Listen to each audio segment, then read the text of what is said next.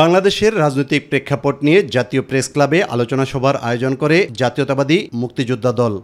আমাদেরকে স্মরণ করিয়ে দেয়।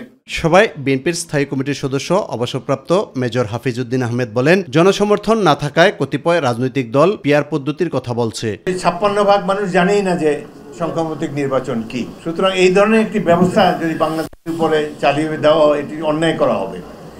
জনগণের রায়কে সবসময় এই জামাতে ইসলামী ভয় পায়।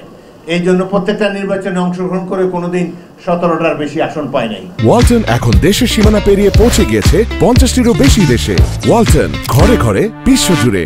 নয়াপল্টনে দলের কেন্দ্রীয় কার্যালয়ে সাংবাদিকদের সাথে আলাপকালে বিএনপির সিনিয়র যুগ্ম মহাসচিব রুহুল কবির রিজভী আহমেদ বলেন, বাংলাদেশকে নিয়ে জাতীয় ও আন্তর্জাতিক ষড়যন্ত্র চলছে। পাহাড়ে আমরা অশান্তির কিছু কিছু ঘটনা দেখতে পাচ্ছি। হঠাৎ করে এই সমস্ত বিষয়গুলো মানুষকে নানাভাবেই ভাবিয়ে তুলছে।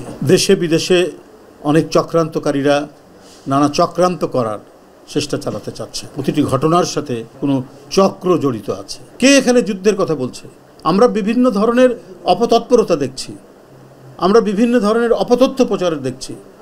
সেটার বিষয়ে যতটুকু আমাদের ডিফেন্ড করা দরকার আমরা সেটা বলছি। নানাভাবে কি আগ্রাসনের পথ তৈরি করার, মানে আপনি পথ সুগম করে দিচ্ছেন, এটা কেন? ইউসুফ আলী, মাই টিভি, ঢাকা। এটা তো আমি মনে করি